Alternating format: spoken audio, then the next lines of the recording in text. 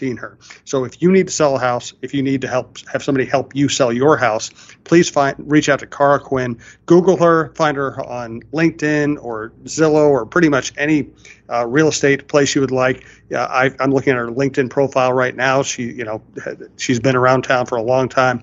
Cara Quinn, Caraquinn, from Brick and Bannister Real Estate Company.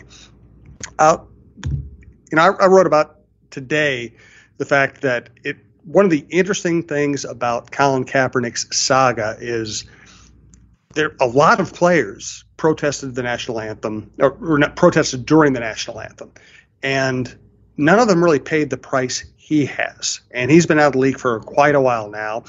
And I just find it fascinating that if you played safety or wide receiver or defensive line or offensive line, and you basically did the same thing that Colin Kaepernick did, you're still in the league if you can still play.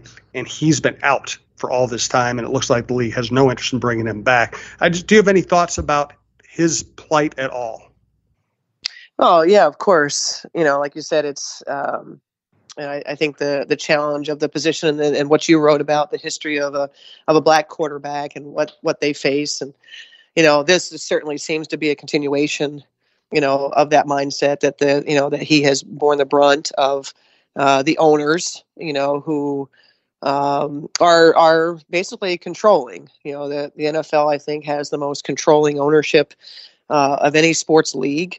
And I think what they've done to Colin Kaepernick is when you think about basically destroying a career, because he stood up for something that he believed in. I have no idea why ownership wouldn't find a player that has something that is as passionate as Colin has been about to want to sit down and talk and learn and understand the impact and how we can all do better together. So as an owner, I know that's how I feel as a coach or as a GM. I want to understand, what a person is passionate about, and how can I help them be their best self. And it doesn't seem like NFL ownership is really interested in that. They're interested in their empire, and I just it's really an ugly situation. The workout that was arranged.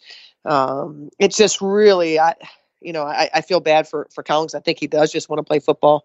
But he's not going to play football to sacrifice the things that he is passionate about, things that he believes in, and give him a lot of credit for that. We're gonna read in history books years from now about this situation, and we're going to live in a different time. We're going to live in a better time when there's more progress.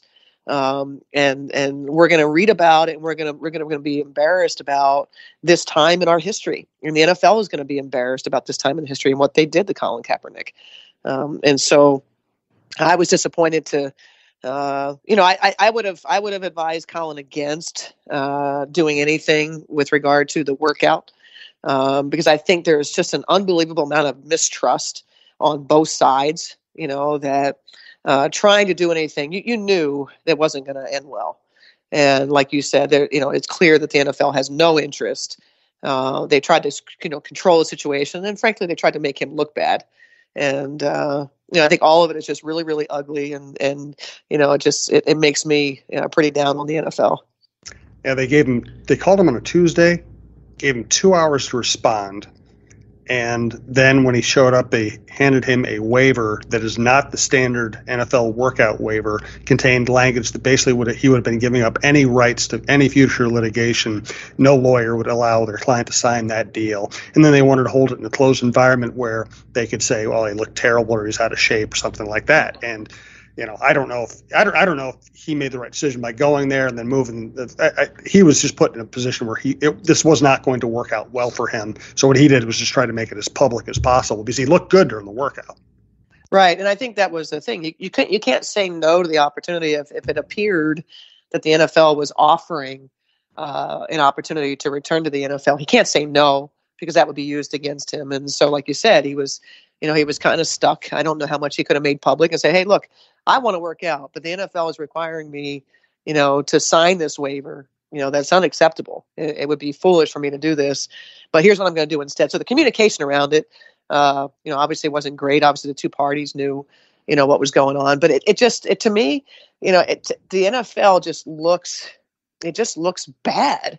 It just looks bad. And what are you doing? Why are you messing with him this way? What are you doing? And what did you have to gain from doing that? It seemed like they were trying to back him into a corner. And I think obviously both sides lose in it. Colin doesn't get to play football, and the NFL, just kind of, it turned into a real circus, and pretty unfortunate. Yeah, it's pretty sad. Want to thank Bitesquad. We have a deal with Bitesquad. The promo code is TALKNORTH. You can use that promo code to get your first delivery fee waived. After that, just go to bitesquad.com. Upload your information to the Bitesquad app. Makes ordering any time of day really easy, whether you're home, office, anyplace else. Thanks again to Cara Quinn, your local realtor, CARAQUINN. Google her. And also remember, let me make sure I get this thing right. It is wwd.care, wwd.care. That is the 4th annual Homeless Youth Drive, Winter Wear Drive. Gloria Ramsey is putting on. Again, she's a great job with it. And again, our podcast will be Janice Shortle and Cheryl Reeve starting at about 4:20 that day.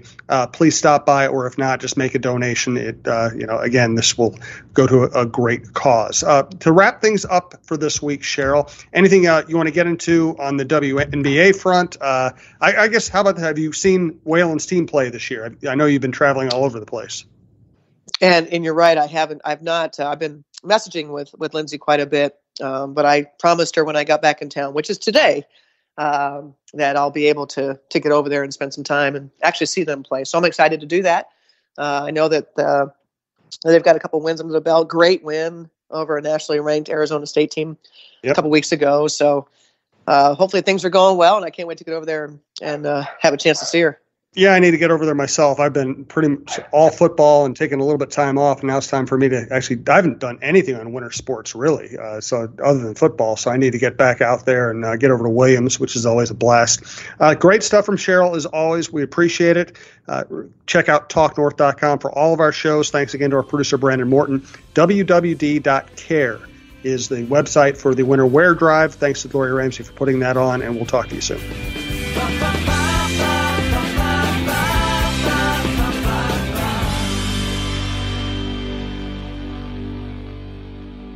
Hi, this is Glory with Successful Marketing Group. Tonight, close to 6,000 youth will be homeless in this Minnesota winter, and soon it'll be 20 plus below. You can help keep these kids warm by donating whatever you can. $20 will actually buy 5 pairs of ski gloves. These kids are cold and on the streets. Please consider helping. Go to the Winter Wear Drive website to donate at wwd.care.